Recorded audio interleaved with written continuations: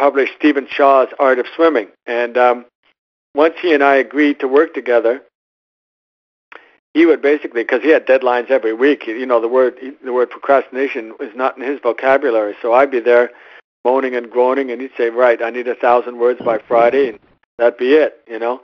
Anyway, once we started working together, the book was written in 6 months. But people, you know, had been saying, well, you should write down what you've been teaching since the early 90s. You know, people were saying, you know, you talk a lot about a lot of different subjects. Why don't you put it into a book? And I could just never sit down and do it. But with Andrew's help, the first version of The Art of Running came out in 6 months. And then what led to the book, The Art of Working Out? Well, a lot of the workshops that that I was doing were based and still are at the Central YMCA in London.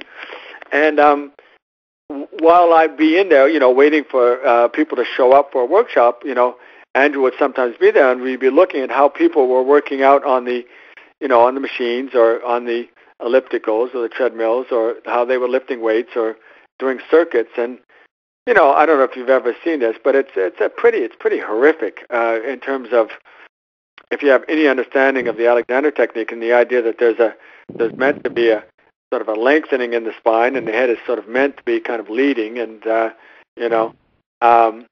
some sort of widening in the shoulders and, you know, in the back. And you watch people working out, and you go, wow, none of this seems to be respected. And I wonder what would happen if people actually brought these ideas of how to think and activity into working out, if that would enhance the process.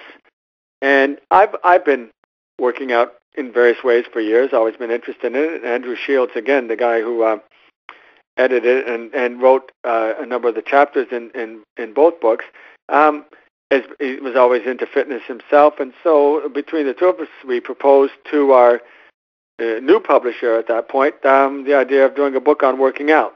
And, you know, once you publish one book, it's easy to get another one published. And so that was it. And that went very quickly. You know, we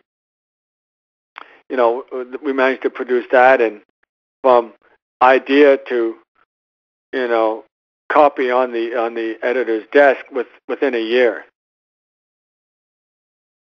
How did you learn to teach workshops? By the seat of my pants. No formal training. The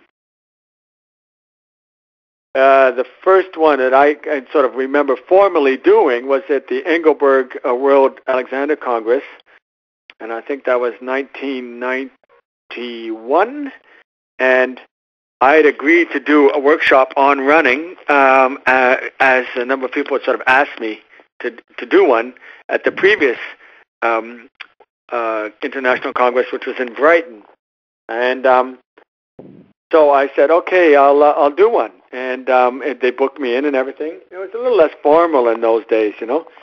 So, I don't know, at 2 o'clock on a Saturday, I was meant to show up and teach a workshop on running in the Alexander technique. And I remember the night before, on a piece of scrap paper from the hotel, kind of writing down, well, okay, I'm going to do this, and then I'm going to do this, and then I'm going to do this, and then I better do a bit of that, and we'll finish on this note, you know. And I kind of just, you know, kind of worked out a skeleton, showed up, and there were a lot of people there, you know. I think there must have been, 15 people. And I just said, well, okay, here are the basic, number of basic Alexander procedures, and here's how I think they might work in terms of running, So let's start with lying down, and I just used different things that I'd been taught as an Alexander teacher and connected them with what I knew about running, and it seemed to work. And it's like one of those things, over the years, I've taught quite a few group workshops, and I think I was fairly crap at the beginning, and gradually as you do them, and if you pay a little bit of attention to how you're doing them, gradually they seem to sort of get a little bit better, and you can, you learn how to handle situations where, let's say, somebody's not getting it, and how to handle a situation like that so that it doesn't disrupt the flow, but you still are able to give that person some attention within a group context, and then I worked out sort of a rough kind of idea, which sort of evolved with the videoing, using video analysis to help people get an idea of what was going on. And that I did fairly early in the 90s. I was starting to use a video camera, just showing people. And then when I worked with the guy who developed the pose method, Nicholas Romanoff, he was able to really sharpen my skills at doing video analysis. So now I can do, what used to take me 10 minutes or 15 minutes per person, which would really drag on a lot, Now I can do that in 30 seconds for a person and show a person enough to be able to then use that to support what I'm doing in the rest of the workshop. So it was really by the seat of my pants in practice, I think. I probably would have learned faster had I got some kind of training in how to do a workshop. Patrick didn't teach that? No. No anatomy, no marketing. We learned how to take somebody forward and up. One of the biggest go ahead. Which was, I think, very important, but there's lots of other bits that probably would have made our lives a little bit easier, which we all had to learn either ourselves or in some sort of, continuing education. Yeah. Is there anything you find amusing about the Alexander Technique world?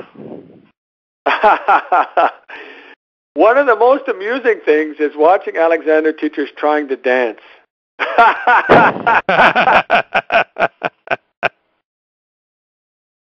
It's kind of like trying to teach a pig to sing. You know that one? No.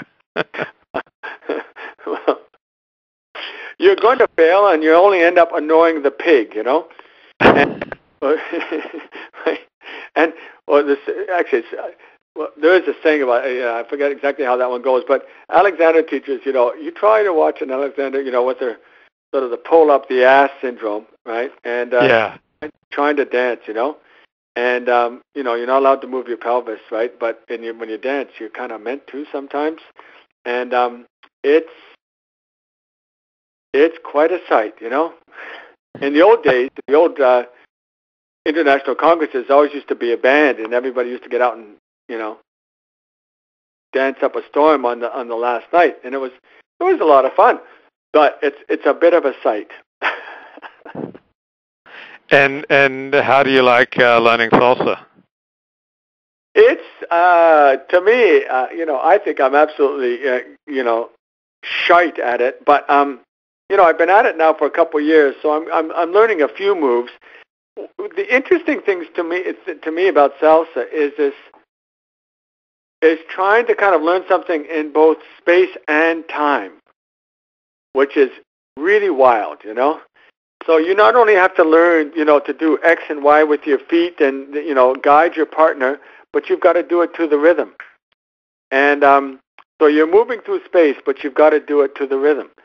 And it's a really wild combination.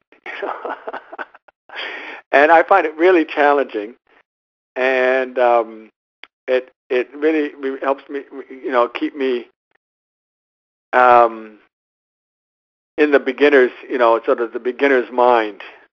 I learn better when I'm in that mind. When I start to think I'm getting it, then usually that's when the wheels come off. So, yeah, it's really enjoy that.